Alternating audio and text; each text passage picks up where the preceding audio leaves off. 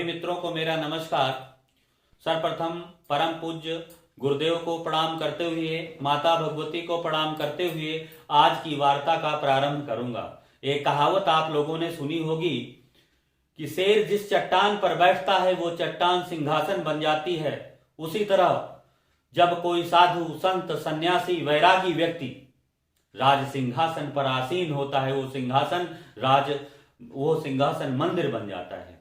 और आज मैं एक ऐसे व्यक्तित्व की कुंडली का विश्लेषण करता हूं जिनका जीवन अपने आप में त्याग, तपस्या की स्पष्ट जागृत प्रतिमूर्ति है। बहुत अद्भुत, अकल्पनीय, अद्वितीय व्यक्तित्व के स्वामी है, जिनके जीवन में अनुशासन, सत्यता, ईमानदारी, सतचरित्रता, कर्तव्य निष्ठा, समाज के प्रति समर्पण स्पष्ट रूप से दिखाई देता है। आज माननीय उत्तर प्रदेश के मुख्यमंत्री माननीय योगी आदित्यनाथ जी की कुंडली का विश्लेषण करता हूं। दोस्तों, कहते हैं बचपन में इन्होंने घर छोड़ दिया। बहुत लोग कहेंगे कि इनकी कुंडली में चंद्रमा केमद्रुम योग में है, तो केमद्रुम योग में होने के कारण इन्होंने घर छोड़ दिया। देखिए, चंद्रमा बहुत लोगों की कुंडली में चतुर्थ भाव में केमद्रुम योग में हो सकता है, लेकिन इसका मतलब ये नहीं होता कि चंद्रमा के कारण व्यक्ति घर छोड़ देगा। केमद्रुम योग का मतलब होता है चंद्रमा के द्वादश भाव में कोई ग्रह ना बैठा हो, और जिनकी कुंडली में केमद्रुम योग होता है ऐसे व्यक्ति जीवन में काफी संघर्ष का सामना करते हैं। लेकिन कुटुंब का स्वामी, काल पुरुष की कुंडली में कुटुंब का स्वामी, दूसरे भाव का स्वामी जो होता है वो शुक्र होता है। और तात्कालिक कुंडली में, इस कुंडली में कुटुंब का स्वामी गुरु है। गुरु को देखिए, गुरु वक्री होकर के वृश्चिक राशि में आ रहा है। और दूसरी स्थिति देखिए, काल पुरुष की कुंडली का जो कुटुंब का स्वामी शुक्र है वो अष्टम भाव में बैठा है, और उसका परिवर्तन जो है बुध के साथ है। और बुध इस कुंडली में क्या है?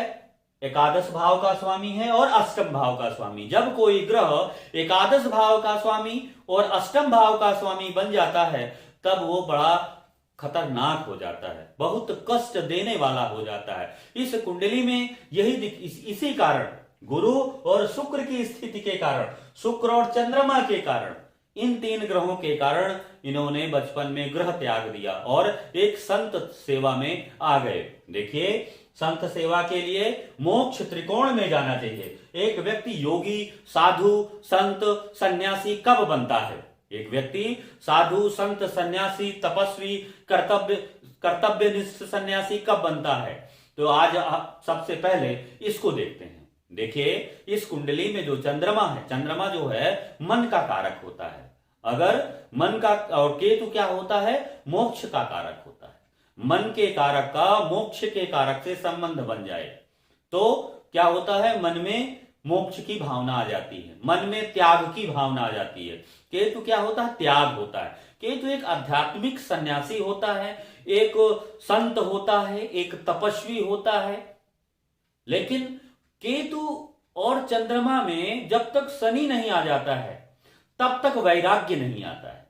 केतु, शनि और चंद्र, इन तीनों को योग बनने पर व्यक्ति साधु, संत, सन्यासी बन जाता है। अगर गुरु का भी संबंध बन जाए तो उच्च कोटि का सन्यासी, पीठाधीश्वर बन जाता है, क्योंकि गुरु जीव का कारक होता है, शनि कर्म का कारक होता है, गुरु धर्म का कारक होता है। काल पुरुष की कुंडली में गुरु नवम भाव और द्वादश भाव का स्वामी है, धर्म और मोक्ष भाव का स्वामी होता है। केतु भी मोक्ष का कारक होता है। इसलिए जिनकी कुंडली में गुरु शनि के साथ केतु का संबंध बन जाए, चंद्रमा का संबंध बन जाए, तो ऐसे व्यक्ति उच्च पीठाधीश्वर बनते हैं, उच्च साधु, संत, सन्यासी बनते हैं, जीवन में अध्यात्म के क्षेत्र में बहुत उन्नति करते हैं। इसके अलावा सबसे ज्यादा जरूरी होता है हमारा मोक्ष त्रिकोण। देखो मित्रों, मोक्ष त्रिकोण में चौथा भाव, अष्टम भाव और द्वादश भाव आता है। चौथे भाव का स्वामी इस कुंडली में देखिए शनि है। शनि जाकर के परिवर्तन के कारण शनि जाकर के सप्तम में बैठा है, और इसमें देखिए जो अष्टम भाव का स्वामी वो बुध है। बुध और शुक्र का परिवर्तन है, इसलिए अष्टम से संबंध बन जाता है। इसलिए मोक्ष त्रिकोण ज्यादा प्रबल है। इस वजह से इन्होंने जिनका जो प्रारंभिक जीवन था वो संन्यास से प्रारंभ हुआ। लेकिन जिस प्रकार एक चिकित्सा का व्यवसाय होता है, जिस प्रकार एक शिक्षक का व्यवसाय होता है, एक इंजीनियर का व्यवसाय होता है, एक कारपेंटर का व्यवसाय होता है, एक बड़ा व्यापारी होता है, उसी तरह राजनीति भी एक व्यवसाय होती है। क्योंकि राजनीति को भी वही राजनीति में सफलता प्राप्त करने वाले जो व्यक्ति होते हैं वो गिने चुने होते हैं और उनकी कुंडली में विशेष प्रकार के योग होते हैं। उन योगों की व्याख्या करते हुए ऋषि भृगु कहते हैं, हमारे भार्गव ऋषि कह रहे हैं कि यदि गुरु का संबंध सूर्य से हो जाता है, क्योंकि गुरु जीव का कारक होता है और सूर्य क्या होता है, प्रसिद्धि का कारक होता है, प्रकाश का कारक होता है। जीव प्रकाशित हो जाता है, अर्थात सारे संसार में लोग जीव को जाने लेने लगते हैं। जिनकी कुंडली में गुरु का संबंध सूर्य से होगा, ऐसे लोगों को लोग जानते जाता है। इसी योग में यदि मंगल आ जाता है तो मंगल जब मिल जाता है तो नेतृत्व भी आ जाता है। ऐसे लोग नेतृत्व करने वाले होते हैं। देखिए, काल पुरुष की कुंडली में सूर्य पंचम भाव का स्वामी होता है। सूर्य पिता का कारक होता है, संतान का कारक होता है, सूर्य यश का कारक होता है, मान सम्मान का कारक होता है, प्रतिष्ठा का भी कारक होता है। सूर्य उच्च पद को दर्शाता है, सूर्य राजा के समान होता है, सूर्य राजा ही होता है, राजा। और इसलिए सूर्य से हम हमेशा उच्चता को देखते हैं। जब सूर्य के साथ मंगल बैठ जाता है, मंगल नेतृत्व करने वाला होता है, इसलिए जीव में व्यक्ति में नेतृत्व के गुण आ जाते हैं। उसी के साथ जब गुरु जुड़ जाता है तो गुरु जीव कारक हो जाता है, गुरु ज्ञान का कारक होता है, गुरु विवेक का कारक होता है, बुद्धि का कारक होता है, गुरु धर्म का कारक होता है, विवेकवान व्यक्ति होता है, धार्मिक होता है, मोक्ष की तरफ चलने वाला होता है। गुरु आकाश तत्व जीव भी होता है। जब गुरु सूर्य मंगल जिसकी कुंडली में एक दूसरे से कुंडली में केंद्र या त्रिकोण भाव में संबंध बनाए या एक साथ बैठे हो, दृष्टि संबंध हो या त्रिभाव युति हो या 2-11 या 2-12 युति हो, 3-11 युति हो, तो भी हम इस योग को ले लेते हैं। इसके अलावा नवमेश का दशमेश से संबंध बन जाए, नवम भाव के स्वामी का दसम भाव के स्वामी से संबंध बन जाए तो भी व्यक्ति राजनीति में जाता है। केंद्र भाव के स्वामी का त्रिकोण भाव के स्वामी से संबंध बन जाए तो भी व्यक्ति राजनीति में सफलता अर्जित करता है। राजनीति में सफलता अर्जित करने के लिए सबसे ज्यादा यदि जरूरी है तो राहु की स्थिति, क्योंकि राहु ही सभी प्रकार के अवसरों को लाभ उठाने की क्षमता देता है।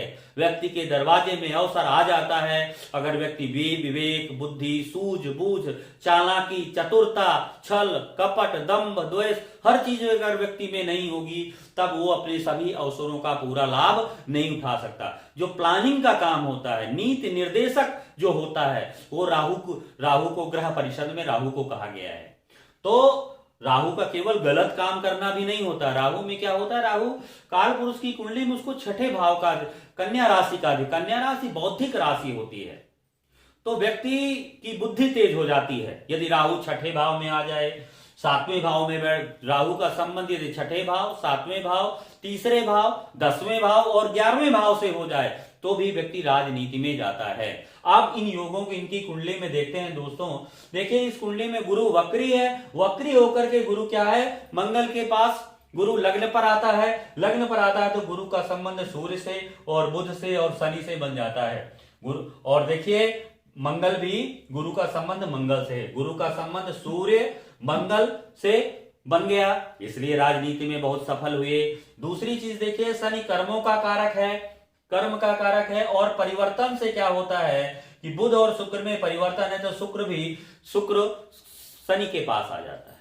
जब शुक्र शनि के पास आ जाता है, धन, मान, यश, प्रसिद्ध धन, मान, यश, ऐश्वर्य, भौतिक सुख भी कर्मों को मिल जाते हैं। जब योग परिवर्तन से जब कोई ग्रह आता है तो उसकी ताकत कई गुना बढ़ जाती है। इस वजह से इनकी कुंडली में गुरु का संबंध सूर्य, बुध, शनि से हो गया। देखिए, जब भी गुरु का संबंध सूर्य से और शनि से होता है तो इसका मतलब होता है कि ऐसे व्यक्ति ने पूर्व जन्म में पुण्य अच्छे किए हैं, क्योंकि गुरु सूर्य जो होता है विष्णु का कारक होता है, शनि जो होता है शनि शिव का कारक होता है, गुरु तो जीव कारक होता है, ब्राह्मण का कारक होता है। इसलिए गुरु, सूर्य, शनि अगर किसी की कुंडली में एक साथ बैठे हैं गुरु अकेला गुरु ब्रह्मा भी होता है। तो क्या होता है कि अगर एक साथ बैठे हैं तीनों, तो तीनों देव एक साथ इकट्ठे हो गए, और जिनकी कुंडली में अगर ऐसा हो जाता है तो ऐसे लोग पूर्व जन्म में अच्छे पुण्य करके आते हैं, जिसका लाभ इस जीवन में उन्हें मान सम्मान ख्याति लोगों के प्रतिनिधित्व से मिलता है। देखिए शनि क्या है, कर्मों का कारक होता है, शनि सेवक भी होता है। यदि काल पुरुष की कुंडली के अनुसार देखें अथवा तत्कालिक कुंडली में भी छठे भाव के स्वामी का दसम भाव के स्वामी से संबंध बन जाए तो भी योग बन जाता है। और प्रसिद्धि के लिए मैंने बताया था, गुरु का संबंध सूर्य और केतु से बन जाए, सूर्य का संबंध शनि से बन जाए, सूर्य का संबंध केतु से बन जाए तो भी जीवन में सफलता मिलती है, प्रसिद्धि मिलती है। अब देखिए इस कुंडली में इनका विवाह क्यों नहीं हुआ? ये सन्यासी थे, शादी तो हुई नहीं, तो कुंडली में प्रॉमिस क्या कहता है? देखिए पत्नी का कारक, पत्नी का सुख देने वाला ग्रह शुक्र है इस कुंडली में, तात्कालिक रूप से भी है और नैसर्गिक रूप से भी है। अब नैसर्गिक रूप से है तो शुक्र तात्कालिक नैसर्गिक होने के कारण इस शुक्र में ताकत ज्यादा, मतलब शुक्र तात्कालिक रूप से पत्नी का कारक है और नैसर्गिक रूप से भी पत्नी का कारक है। इसे अगर यदि ये बलवान हुआ तो बहुत अच्छा है, यदि बलवान नहीं हुआ तो ज्यादा परेशानी है। अब यहां पर देखेंगे कि बुध इस कुंडली में एकादश भाव का स्वामी है और अष्टम भाव का स्वामी है। शुक्र चंद्रमा से पीड़ित है, शुक्र परिवर्तन से बुध के साथ जाता है तो सूर्य से पीड़ित हो जाता है। इस वजह से कह सकते हैं इसीलिए इनका कुटुंब परिवार नहीं बसा, परिवार। और दूसरी चीज सातवें भाव में देखिए राहु का प्रभाव है, सातवें भाव में सूर्य का, जब कभी भी शुक्र पर पापी ग्रहों का प्रभाव हो, उसी तरह पुरुष की स्त्री की कुंडली में मंगल पर अधिक पापी ग्रहों का प्रभाव हो, सातवां भाव राहु केतु की से पीड़ित हो, सप्तमेश और अष्टमेश में स्थान परिवर्तन हो, सातवें भाव के स्वामी और आठवें भाव के स्वामी में परिवर्तन हो, ऐसी परिस्थिति में विवाह नहीं होते हैं, विवाह होते कम देखे गए हैं। अब संतान, जब विवाह नहीं है तो संतान की स्थिति भी देख सकते हैं। सूर्य यहाँ पर शनि से पीड़ित है, जब परिवर्तन से शुक्र जाता है सूर्य के पास तो सूर्य और पीड़ित हो जाता है, सूर्य राहु से भी पीड़ित है अगर देखते हैं। और गुरु देखिए पंचमेश है, गुरु वक्री होकर के आता है तो ये स्थिति, और यहाँ पर केतु मोक्ष का कारक केतु मिल जाता है। इस वजह से माननीय योगी इसीलिए इनका परिवार नहीं बसा, इनका कोई संतान नहीं हुई, लेकिन ये तपस्वी की तरह जीवन जीते हुए जीवन में अभी और आगे उच्च पद प्रतिष्ठा को प्राप्त करेंगे। देश के सर्वोच्च शीर्षस्थ पद पर एक दिन अवश्य काबिज होंगे। ऐसे दिव्य परम संत को मेरा सादर नमन।